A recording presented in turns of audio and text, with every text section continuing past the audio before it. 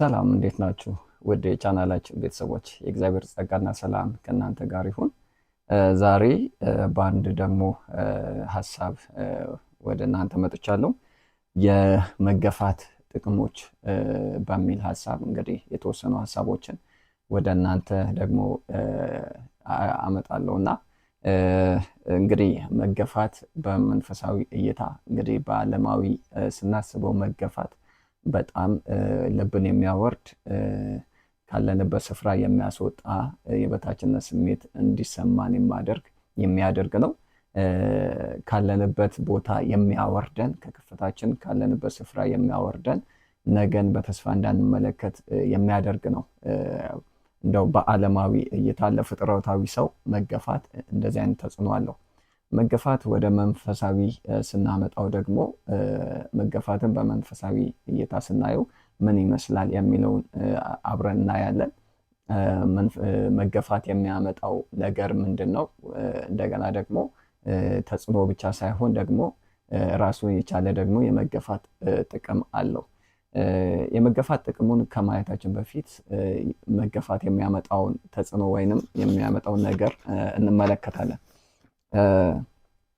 አንደኛ ስፍራ እንድንለቅ ያደርጋል። ካለንበት ቦታ ቅድም እንዳልኩት ካለንበት ስፍራ ላይ እንድንወጣ ከትክክለኛው ቦታችን ላይ ወጥተን ትክክል ወዳልሆነ ቦታ ላይ እንድንሄድ ያደርጋል።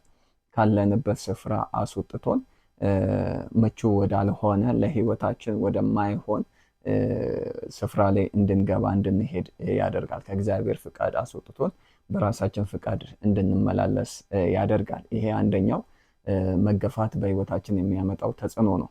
ሌላኛው ከምትወደው ነገር ሳትፈልግ ይለያል። መገፋት ከምትወደው ነገር ሳትፈልግ ይለያል። በዚህ አሁን ያው በመንፈሳዊ ነገር ነው የምናወራው። ስለዚህ መንፈሳዊ ህይወት ላይ ስንመለከት ራሳችንን የሆነ መንፈሳዊ ህብረት ውስጥ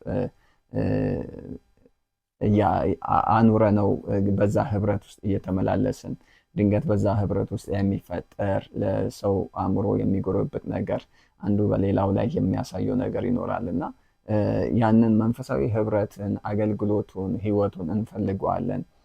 በቅዱሳን ህብረት ውስጥ መገኘትን እንፈልጋለን። ነገር ግን በሆነ ሰው ሳያውቅም ድንገት አስቦበትም ሊሆን ይችላል።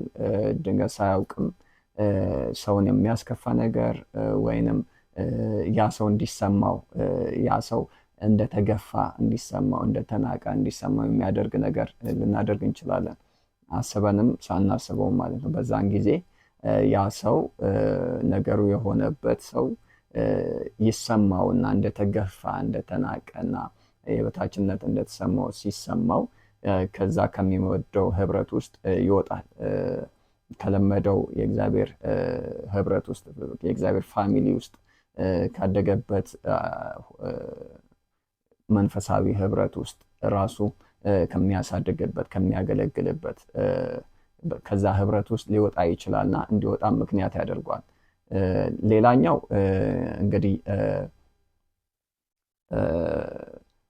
ሌላኛው ተጽዕኖ አንደኛው ለራስህ ያለን አቆጣጠር ያበላሽብሃል። በዚህ ጊዜ መገፋት መናቅ ለራስህ ትክክለኛ አስተሳሰብ ትክክለኛ ማንነት እንዳትይዝ ወይንም ለራስህ ያለ አቆጣጠር ትክክለኛ እንዳይሆን ፖዚቲቭ እንዳይሆን ያደርጋል እና ይሄ አንደኛው ተጽዕኖ ነው።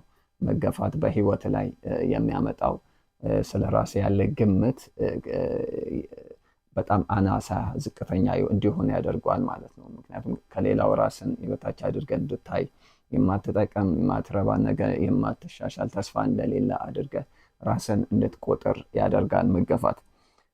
ሌላኛው ጥልቅ የሆነ ተስፋ መቁረጥ ውስጥ ያስገባሃል።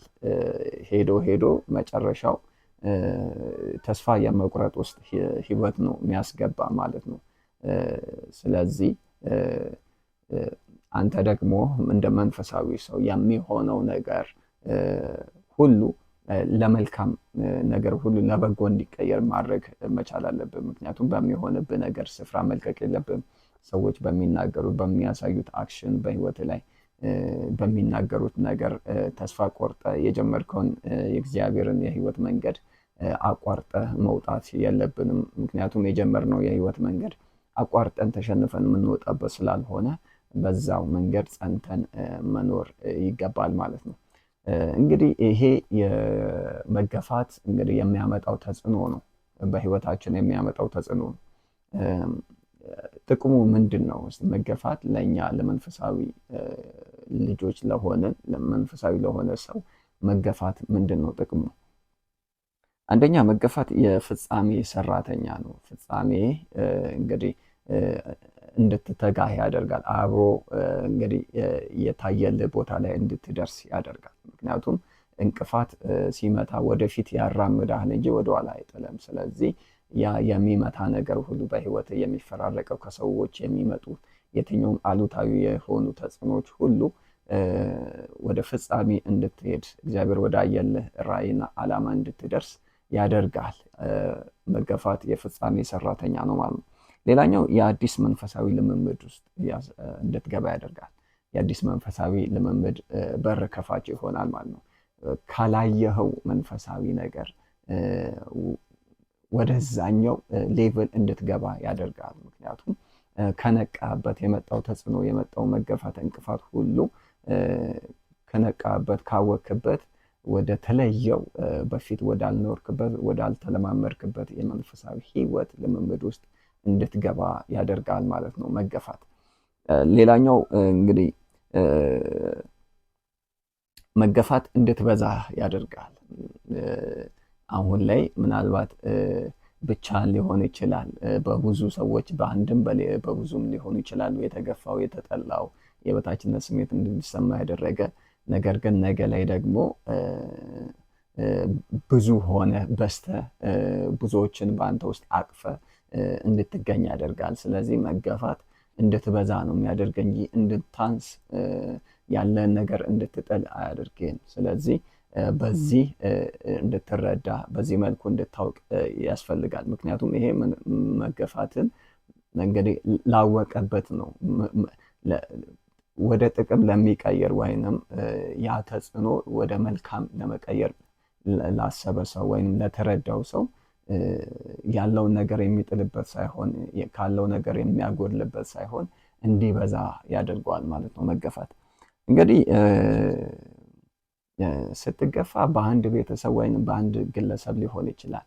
ነገር ግን እግዚአብሔር ሲያወጣክ ሲባርክክ እንደ ሀገር ደረጃ ነው፣ በሀገር ደረጃ ነው የሚያገነ ማለት ነው።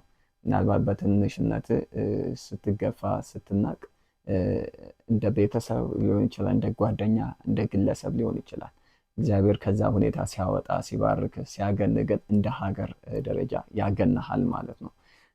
ስለዚህ በዚህ ህይወት ውስጥ ስናልፍ በዚህ በመንፈሳዊ ህይወት ውስጥ እየኖርን እያለ በተለይ እግዚአብሔር የሆነ ዓላማ በህይወታችን ያለ ሰዎች በሰዎች በቅርብም በሩቅም እንደዚህ አይነት ነገር ሲደርስ እንደዚህ አይነት ተጽዕኖ ሲደርስ በዚህ መልኩ ልንረዳው ልናውቀው ያስፈልጋል ማለት ነው። ስለዚህ ይሄ እግዚአብሔር ደግሞ ያስቀድምሃል እንጂ እንድትቀደም በፍጹም አያደርግም። በዚህ ህይወቱ ሲያሳልፍ እግዚአብሔር ያስቀድምሃል እንጂ በፍጹም እንድትቀደም አያደርግም። ምክንያቱም አንተ ቆመ ጓደኞቹ በጣም በፍጥነት በብዙ መንገድ ሆኖላቸው ስታይ በጣም በብዙ ነገር ርቀው ሲሄዱ አንተ ግን እግዚአብሔር በአንተ ላይ ዓላማ ስላለው ብቻ ባለህበት ቆመ በአንተ ሌላውን ሲባርክ በአንተ ሌላው ሲሻገር አንተን አልፎ ሌላው ሲሆንለት ሲሳካለት ስታይ በፍጹም ውስጥ ሊረበሽ ሊታወክ አይገባም ማለት ነው። ምክንያቱም የእግዚአብሔር የሆነ ጊዜ አለው። ምክንያቱም አንድ መኪና በፍጥነት ርቆ ቢሄድም ትራፊክ መብራት ጋር ሲደርስ ይረጋጋል። ስለዚህ ትራፊክ መብራት ሲበራ ቀይ ሲበራበት ከኋላ የመጣው ቀድሞ ከመጣው ጋር ይጠጋጋል። እግዚአብሔር አንተንና ሌሎችን የሚያጠጋጋበት ጊዜ አለው። ምንም ያህል ዛሬ ላይ በፍጥነት ርቀው ከአንተ ቢሄዱ እግዚአብሔር ደግሞ እነሱን አቁሞ አንተን በፍጥነት ወደ እነሱ የሚያስጠጋበት የሚያቀራረብበት ጊዜ ስላለ በፍጹም በዚህ አይነት ህይወት ስታልፍ እንደዚህ አይነት ስሜት ሊሰማ አይገባም። እግዚአብሔር ያስቀድምሃል እንጂ በፍጹም እንድትቀደም አያደርግም። ስለዚህ በዚህ በመንፈሳዊ ህይወት ውስጥ እያለን ከእግዚአብሔር ጋር በምንኖረው ህይወት ብዙ ቻሌንጆች ወደ ህይወታችን በሰውም በሰይጣንም በራሳችን ምክንያት እግዚአብሔርን ፈልጎ የሚያመጣው ነገር ሊኖር ይችላል። ስለዚህ ጸንተን በእግዚአብሔር ቃል እውነት ላይ ቆመን ራሳችንን በጸሎት በእግዚአብሔር ፊት በማስገኘት የሚመጡን ቻሌንጅን ሁሉ ድል በማድረግ እግዚአብሔር ወዳየለን ሀሳብ ወዳየለን ራዕይና ህልም ልንደርስ ያስፈልጋል። ስለዚህ ሁልጊዜ ራሳችንን በእግዚአብሔር ፊት እናስገኝላለሁ። የእግዚአብሔር ጸጋና ሰላም ከሁላችን ጋር ይሁን። ተባረኩልኝ። ቻናሉን ሰብስክራይብ በማድረግ ለሌሎች እንዲደርስ ሼር በማድረግ አብረው እንግዲህ የእግዚአብሔርን ሀሳብ እንድንከፋፈል ይሁን። ተባረኩልኝ።